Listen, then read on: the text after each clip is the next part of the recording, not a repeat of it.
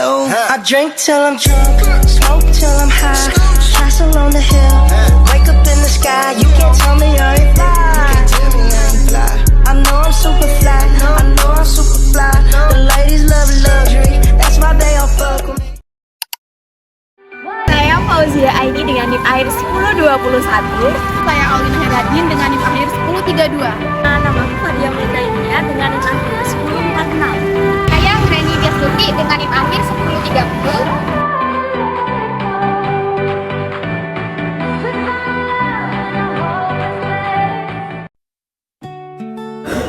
Halo semuanya, kami dari kelompok 5, kelas O1, pengelolaan OPT terpadu dari program studi penyuluhan pertanian Universitas Jember.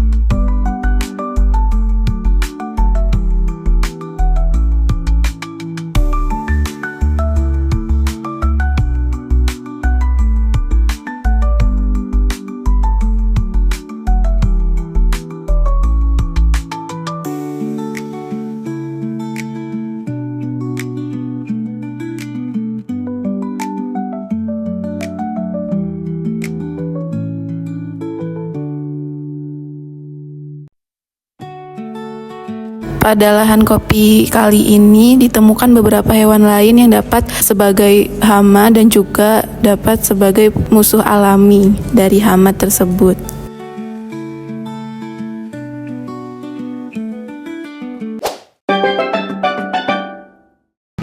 Sekarang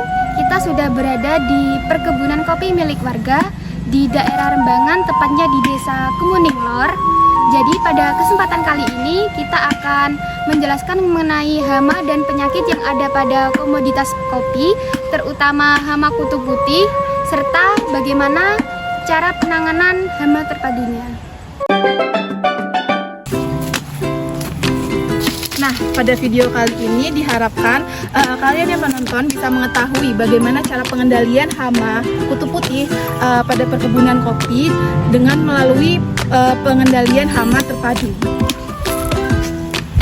Biasanya kutu putih itu menyerang tanaman kopi pada bagian pangkal daun serta batang. Pada lokasi ini buah kopi masih terlihat hijau dan serangan kutu putih masih belum tampak banyak.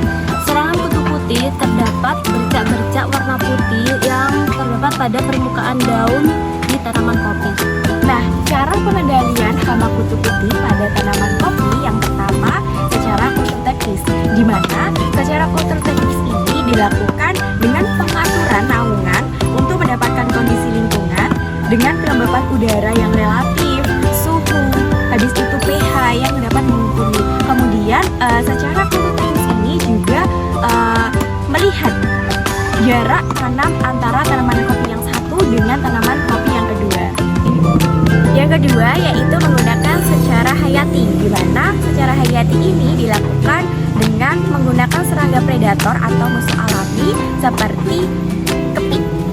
Tahap yang terakhir bisa menggunakan secara kimiawi, di mana secara kimiawi ini tindakan terakhir petani untuk mengendalikan hama kutu putih yang ada pada tanaman kopi tersebut. Kimiawi ini juga menggunakan insektisida. Nah, kutu putih dapat menyebabkan gejala serangan pada tanaman kopi, yaitu yang pertama tanaman kopi dapat pertumbuhannya menurun dengan karena kutu putih ini menghisap cairan dari daun sehingga pertumbuhan tanaman kopi dapat berkurang. Lalu yang kedua yaitu daun menguning dan mengering.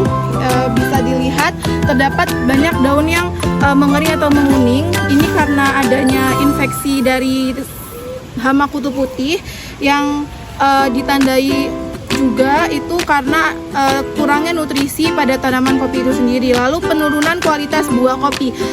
Adanya hama kutu putih dapat membuat kualitas dari buah kopi itu menurun karena cairan yang ada di dalam buah kopi itu akan dihisap oleh kutu putih. Lalu setelah itu tumbuhan menjadi lengket karena cairan manis yang dikeluarkan oleh kutu putih ini akan menempel pada daun. Lalu setelah itu munculnya lapisan putih pada daun dan batang. Dengan adanya kutu putih pada tanaman kopi akan menyebabkan adanya lapisan putih yang berada pada batang, daun dan juga buah yang mirip dengan kapas. Jadi bisa dilihat pada tanaman kopi yang terserang atau yang ada kutu putihnya pasti ada seperti bubuk putih atau lapisan putih yang menempel pada bagian daun, batang maupun buah.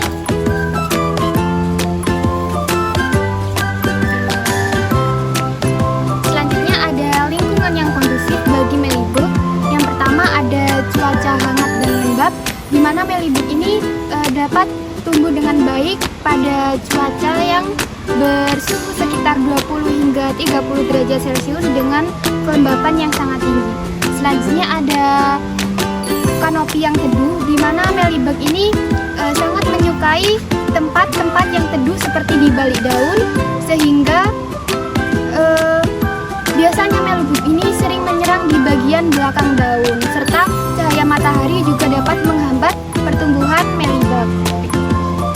Selanjutnya ada tanaman yang stres, di mana melibug sendiri sering menyerang lebih banyak pada tanaman yang stres, sakit, serta kurang nutrisi. Selanjutnya juga ada lingkungan yang kurang predator alami, di mana lingkungan yang kurang predator alami seperti kepik, kumbang, ataupun parasitot lainnya sering mengalami peledakan hama melibug karena kurangnya pengendalian biologis.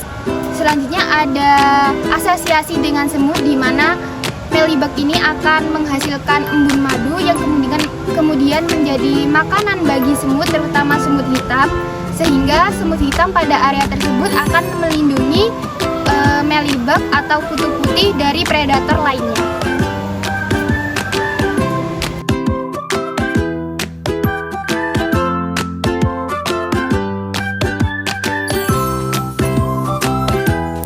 Pengendalian terpadu pada hama kutu putih dapat dilakukan dengan penggunaan insektisida yang digunakan apabila serangan hama sudah di atas ambang batas. Penggunaan insektisida dapat dilakukan dengan penyemprotan yang dilakukan secara berkala.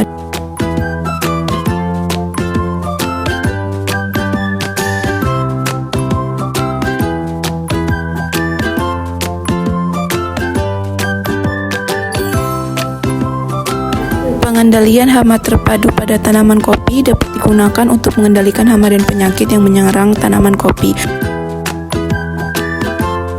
Upaya pengendalian pada hama dilakukan untuk menjaga hasil panen kopi dan juga menjaga kualitas dari produksi kopi.